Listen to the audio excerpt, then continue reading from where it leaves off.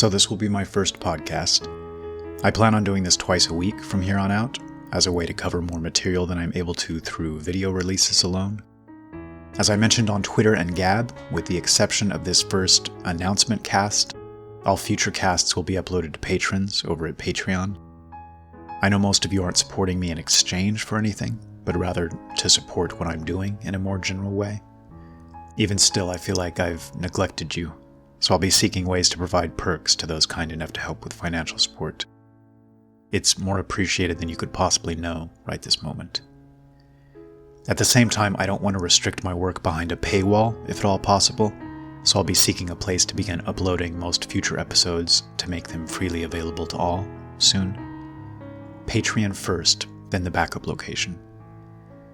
For those with experience in this realm, who might know of an ideal location to host podcast-type format shows, please let me know.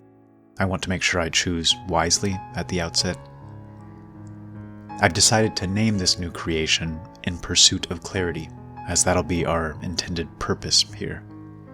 Much like with most of my videos, I'll be attempting to help expel that poison that's so deeply infected our culture, our language, even our very thought processes over the recent decades, to the best of my ability.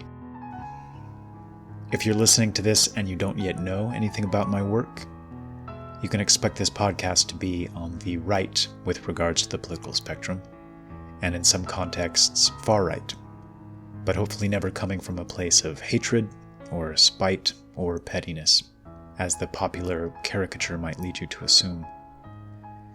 And in fact, right or far right aren't even the cleanest labels here. I consider myself to be anti-subversive, anti-corruption. I believe in a creator. I believe he's instilled a natural order, a natural balance and harmony that exists throughout nature and the universe. I believe us to be an integral part of this, whether we like it or not, whether we care to recognize it or not. And I resent and reject those forces that seem to be intent on reshaping us into something unnatural and unhealthy. And I've come to view these as forces of chaos, disrupting natural order, obscuring truths and muddying waters. If these ideas bother you, this may not be the place for you. But even in these cases, I appreciate those with the objectivity to listen further. Speaking personally, I like to take in opposing points of view often, and if I listen closely, there's almost always something to glean from them, even if it might not be what the speaker intended. So enough prelude, on to the subject at hand. I'm going to refer to these casts as episodes, and this episode will be titled On the Importance of Pulling Back to a Broader Perspective. It's difficult to stress just how important this is, as one seeks to understand the world and develop a worldview accordingly. My goal here will be to explain just why this is so important. We live in an age and culture increasingly dominated by reductionists and reductionism, in which we try to break everything down to its smallest constituent part to best understand it. And this doesn't just apply to our scientific endeavors. I like to think the goal of many reductionist thinkers is a noble one. The idea that we'll analyze everything as minutely as we're able to attain the greatest possible clarity, the most comprehensive understanding of the thing being analyzed. But ironically, in practice, reductionism tends to do the exact opposite. We end up forgetting the forest for the trees. In our obsessive desire to consider and chart and map and discuss every last atom within the tree bark, we often forget that we're dealing with a tree in a sprawling forest, on a planet within a solar system, within a universe. This reductionist trend affects our language, our understanding of ourselves and history, even our manner of thinking and processing the world, much more deeply than we might realize.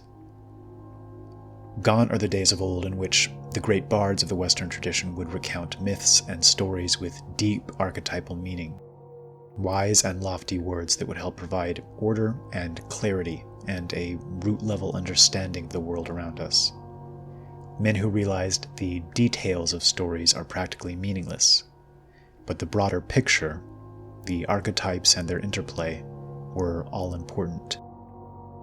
These point towards a larger, more powerful, and more meaningful reality, one which can only be echoed and hinted at via symbolism and analogy and metaphor. There's a reason Jesus spoke in parables and didn't dryly recount a list of facts.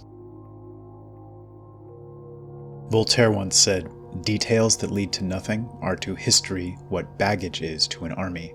Impedimenta. We must look at things in the large for the very reason that the human mind is so small and sinks under the weight of minutiae." We now live in an age replete with baggage, an age in which we've become obsessed with facts as the arbiters of reality. And it's important that we differentiate here between facts and truth, as these are two very different things.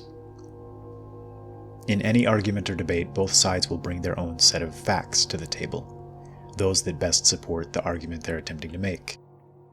In the immigration debate, for example, one side may point to facts indicating increased crime rates, a decreased quality of life, and community cohesiveness. The other side of the debate may cite increased earnings for large corporations able to take advantage of cheaper labor, or carefully chosen crime statistics of their own, or point to the taxes paid by migrants. Both of these are fact pictures. Both could be considered true, and every side of every argument has them. And this brings us to one of the most powerful tactics used by our absurdly corrupt, controlled press.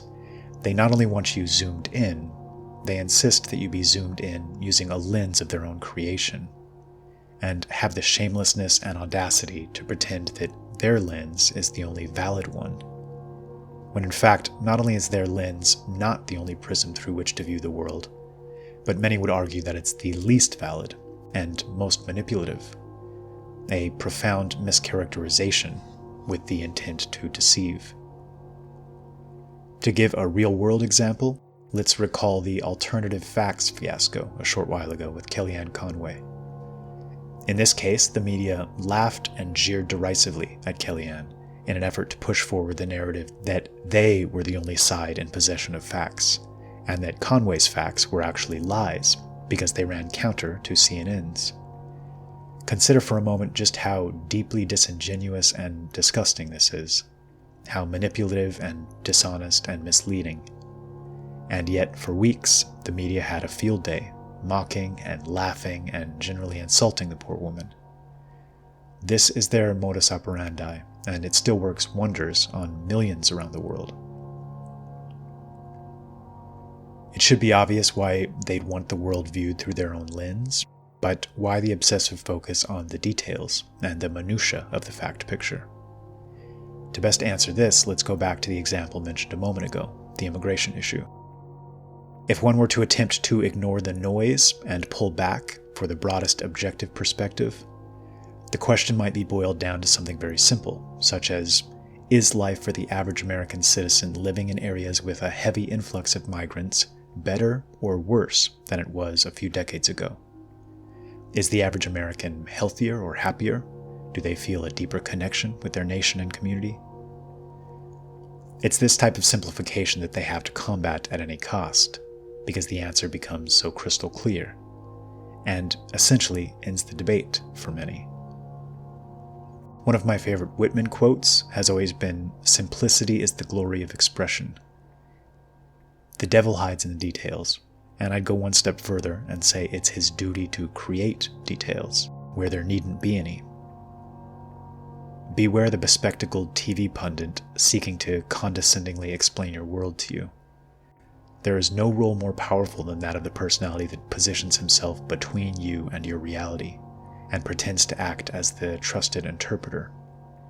A translator is a gatekeeper and has near total power over the resulting story and narrative.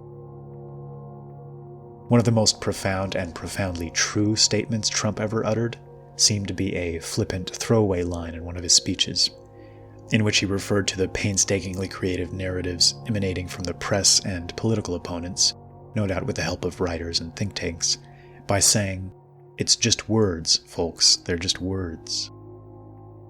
This sounds simple on the surface, and there's no telling how he meant it, but it makes an important point. Just like facts can be used to prove anything, Words can be used to prove anything, and I do mean anything. A term I constantly come back to that I feel we should all become familiar with: verisimilitude, the quality of appearing to be true or real. A fascinating dynamic of this process of deception and indoctrination is that nearly all of us, even those who buy into the narratives pushed by the controlled press, have had a building sense of unease over time, as if something isn't quite right, though it's difficult to put our finger on just what that something might be. My contention is that this is due to our intuitively or subconsciously recognizing we're being lied to, led astray via a series of small and subtle steps, which creates a building cumulative over time. Pulling back can act as the means of recognizing the divergence between this reality as posited and actual truth. The Romans, creators of one of the most stable and long-lasting empires in human history, acutely recognized this eternally tricky issue of deceptive noise. And the core of their justice system became cui bono, or who gains. They forced themselves to pull back, ignore the details and posturing and the word stew emitted by either side, and instead sought a single objective means of gauging probable guilt or innocence, using this as their starting point, their fundamental basis for their judgments.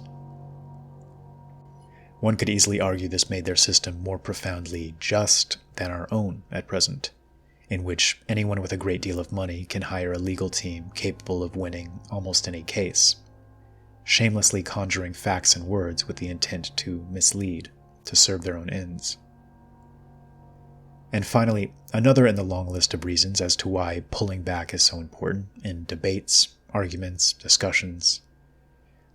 Premise is everything.